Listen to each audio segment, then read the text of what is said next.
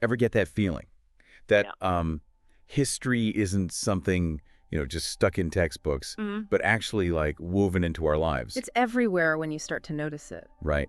So today, we're really diving deep into the after effects of the British Empire. And we've got Sathnam Sanghera's New W Empireworld as our guide. This book, it's packed with those aha moments. Totally. We're going way beyond the usual, rule Britannia stuff. It's amazing how these little excerpts, these glimpses into the past, they really reveal these invisible threads connecting that era to, like, even our everyday routines. Even down to a simple cup of tea. Exactly. Which, by the way, the book actually starts with the author in a hotel room, noticing all these little echoes of empire all around him. It's like even when you try to escape it. It's right there. Yeah. Like it or not, it makes you realize that even the most ordinary things, they're often loaded with this historical baggage. Oh, absolutely. Like, take the BBC, for instance. Okay, yeah. We see it as this global news source today, right? But it was once used to broadcast these imperial Christmas messages from the royal family, literally acting as like a mouthpiece for the empire. It's true. It's like those hidden details in a movie that you only notice on the 10th watch.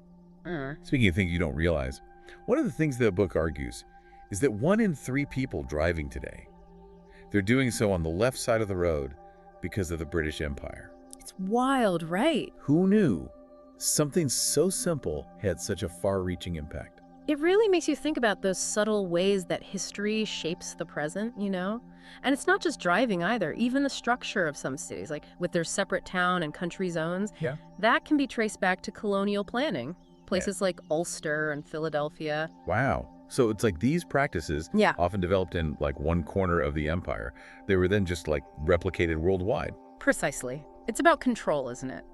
This desire to impose order. And that extended beyond physical space, of course, went right into the realm of bureaucracy, the British Empire. They relied heavily on paperwork. And that legacy, still with us today. Okay, so we're talking about more than just someone finding their great-grandmother's old passport in the attic here, right? Oh, absolutely. This isn't about dusty old documents. It's about systems of control. Visas, travel documents, all of that. They might seem mundane, right? Sure. But they shape how we move around the world. Global interactions, migration patterns, they all tie back to this. And here's a real head-scratcher for you. Cox and Kings. The travel company. The luxury travel company, those fancy tricks? Yeah. They actually started out as suppliers to the British Army in India. Whoa! Talk about a plot twist, from outfitting troops to, like, luxury vacations. It really shows how intertwined commerce and colonialism were, and how that intertwining often had, some really dark consequences. Right. We can't shy away from that. The book dives into the opium trade, right? Right. It does. It's a horrifying example of how this drive for profit fueled an addiction crisis in China, all to benefit Britain's tea trade. It's disturbing, Yeah. because those actions still resonate today, not just in terms of, like, addiction and its legacy, but in the very systems we have for drug control. Absolutely. And this is where it gets even more interesting. The book challenges this idea that the British Empire only really impacted, Britain. You mean it wasn't all just like tea and crumpets back home while the rest of the world dealt with everything else? Not at all. The influence, it spread far and wide. It shaped the development of other nations, including, and this is important, the United States. Think about it. Cultural exports, political systems, even our approaches to race and colonialism, they all carry this mark of British influence, whether we realize it or not. It's true. It's like this ripple effect that we're still dealing with. Yeah. It's a good reminder that, historical empires, they weren't isolated incidents. They were all part of this complex web of, global influence, for better or for worse. And speaking of the for worse side of things, we can't shy away from the darker legacies of this history, right? The book doesn't hold back. It delves into the lasting impacts of slavery and indentured labor, especially in places like Barbados. What makes this part so powerful is how it weaves together the personal and the political, the author's own experiences with racism and online abuse after he wrote about these very topics. Oh, wow. It just shows how raw these wounds still are. Absolutely. And the book doesn't sugarcoat the brutality of life on those sugar plantations. It describes horrific punishments, the systematic dehumanization of enslaved people. It's tough to read, but so essential to acknowledge. It's crucial to remember this wasn't just a collection of, terrible events. It was a system designed to maintain power and profit. The book does a great job highlighting those legal codes, the ones that stripped enslaved people of their basic human rights. And even after slavery was abolished, it's not like things magically got better overnight. The book talks about this period of apprenticeship that, in a lot of ways, just continued that exploitation. Right. It's a stark reminder that dismantling oppressive systems isn't as simple as, like, flipping a switch. It takes a sustained effort and a real willingness to confront some uncomfortable truths. Which is evident in how this legacy of slavery continues to cast a shadow, from economic disparities to the debates about reparations that are still happening today. It's all connected. And this leads us to another uncomfortable truth that the book really digs into, this idea of a civilizing mission, this belief that underpinned so much of British imperialism. Yeah, this idea comes up a lot when the book explores the history of charities and humanitarian aid. Right, exactly. It traces the roots of many modern charities back to the colonial era, which is, well, it makes you think. It makes you question how this idea of a civilizing mission, so often intertwined with racial bias, is still influencing international development, aid efforts, all of it. So organizations like Save the Children, which we associate with helping those in need, they were actually operating within these colonial contexts during times of intense conflict and upheaval. It's a lot to process. It really makes you pause and think about those power dynamics. How things from the past might still be present in how we approach global challenges today. For example, a lot of people don't realize that this very concept of race, while often seen as biological fact, it was actually solidified during the British Empire. Now that's a thought-provoking statement. Tell me more about that.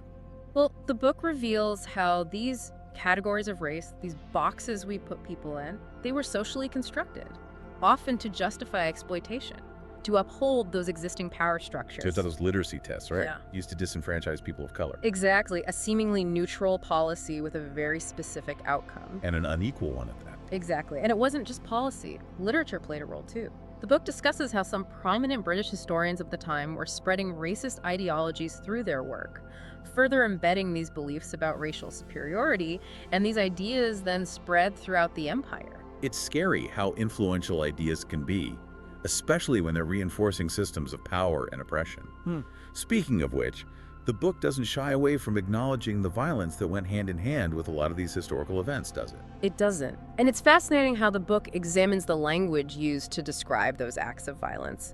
You see a clear bias. Violence by colonized people. It's painted as savage, irrational, but violence by colonizers. Justified. Of course. Necessary to maintain order. Classic case of history is written by the victors. Right. And it reminds me of how the book shines a light on those legal disparities, the ones that made it nearly impossible for colonized people to seek justice against their colonizers. Absolutely. It cites court cases where blatant acts of violence against colonized individuals resulted in little to no punishment. It's a reminder that the legal systems themselves were designed to uphold a certain power dynamic, the power dynamic of the empire. It's disheartening, hearing about all these hidden histories. Yeah. But so important to uncover. And it's even more unsettling when you realize how these histories can resurface in ways you'd never expect. There's this one case the book describes where Indian police used a colonial-era law, one that criminalized homosexuality, to target LGBTQ+ activists. Wow. It's chilling how these ghosts of the British Empire can linger. It shows it's not just about changing laws, it's about changing mindsets. Dismantling those systems and ways of thinking that allowed those laws to exist in the first place. It's about addressing the root cause, not just the symptoms. And that brings us to another complex legacy of the British Empire, the Commonwealth. So tell me, is it a force for good, a relic of the past, or somewhere in between? The Commonwealth. That's a question that still sparks debate today. It seems like it. Some people see it as this vestige of empire, a painful reminder of the past. But others, they think it can be this platform for positive change, fostering cooperation and development among its members. It's definitely a mixed bag. The book mentions how the Commonwealth advocated for racial equality, even leading to South Africa's withdrawal from the organization in 1961, which, sounds like progress. It was a significant moment, for sure. It showed they were committed to certain principles, even when it meant losing a member. Yeah. But we can't ignore the fact that the organization is still grappling with its past. A lot of former colonies are still dealing with the effects of colonialism. Right. And there are growing calls for the Commonwealth to take more concrete action to address those injustices. Like what? What kind of action? Well, there's been a lot of discussion about a formal apology, for the harms inflicted by the British Empire. Right. I've heard about that. Some people believe an apology is crucial, a step towards reconciliation, acknowledging those historical wrongdoings. Yeah. Others, they see it as a symbolic gesture, something that doesn't address the real systemic issues. And then, of course, you have the concerns about the legal and financial consequences of such an apology. It's complicated. It is. There's no easy answer. No. But I think, like the book highlights, the most important thing is to keep the conversation going, Absolutely. to acknowledge the past Yeah. and its very real impact on the present. Sweeping these issues under the rug, it won't make them go away. The Commonwealth, with its diverse membership and shared history, it could be uniquely positioned to have these difficult conversations, these necessary dialogues. It's about moving beyond one-sided narratives, Yes. right? And engaging in honest conversations about how to address these legacies of colonialism and ultimately build a future that's more just and equitable for everyone. Couldn't have said it better myself. It's fascinating how even beyond formal structures, like the Commonwealth, British culture itself, it's become so ingrained in so many parts of the world. Right. It's everywhere you think about it. It really is. It's like that saying, the sun never sets on the British Empire, but now it's more like the influence never fades. It's true. It's Like- everywhere. It makes you wonder, what would those who were part of building that empire think of the world today? I mean, just look at Western dress. Oh, absolutely. Now commonplace in so many countries. Right. But it gained traction during the time of the British Empire. Such a subtle, Oh, yeah. but powerful example of just how much influence there was. It's everywhere. And it goes way beyond just clothing. Think about the English language. I mean, it's global. Well, it's everywhere. The legal system's modeled after British common law. Yeah. Even sports. Cricket. Football.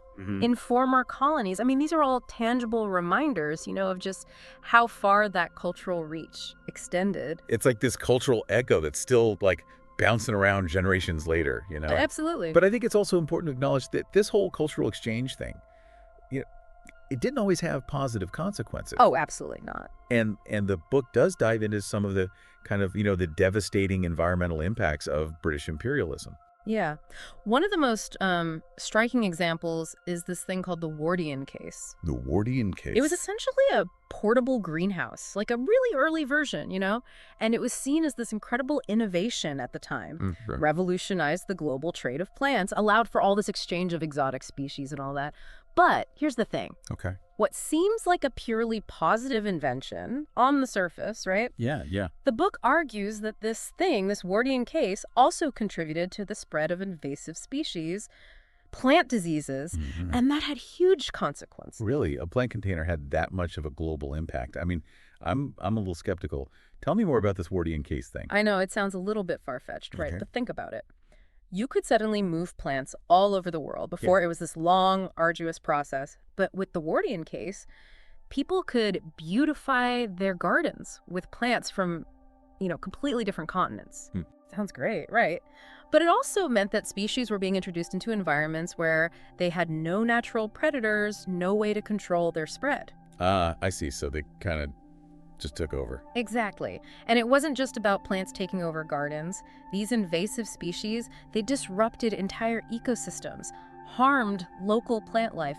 It was a mess. Wow. So even with best of intentions, sometimes these things... It can backfire. Yeah. Absolutely. And the book doesn't just stop there. It also explores the introduction of unsustainable agricultural practices, during that time. Right.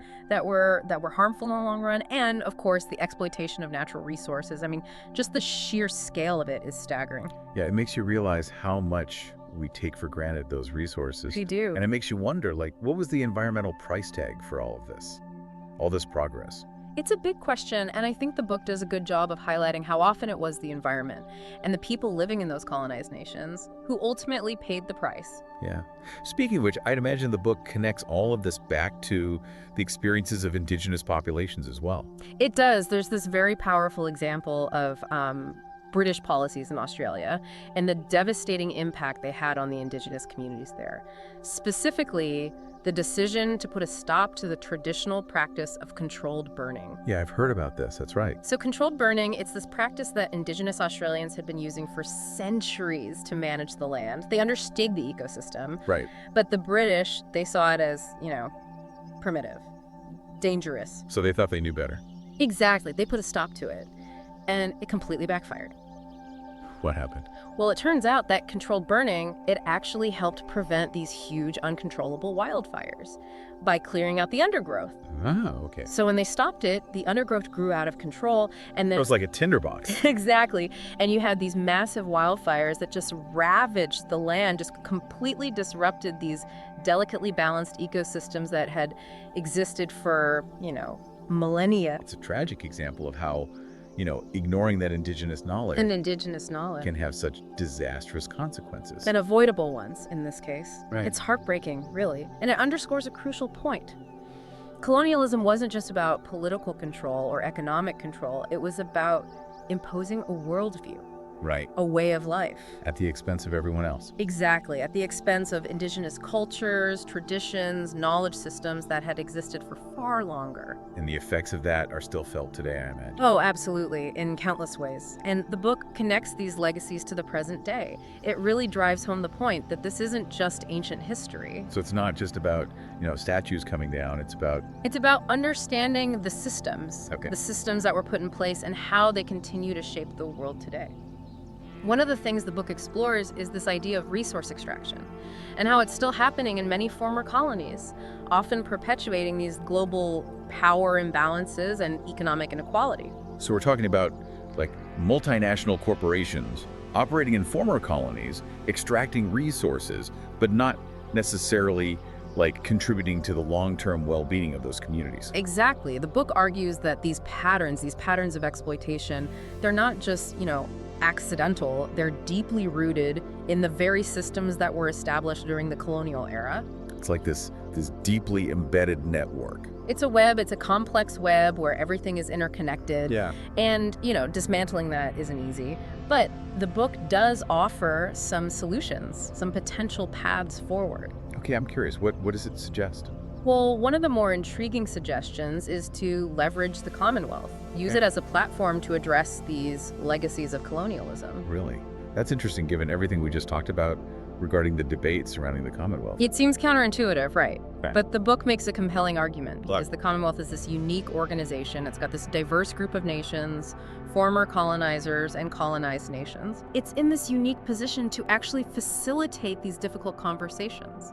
So the idea is that the Commonwealth could be this space for discussing things like reparations, Yeah. economic justice, Yeah. even environmental restoration. Precisely. Of course, it would require, everyone coming to the table willing to have difficult conversations, to acknowledge the harms done, honestly assess those lingering impacts of the past. Which, let's be real, that's not an easy thing to do. It's not.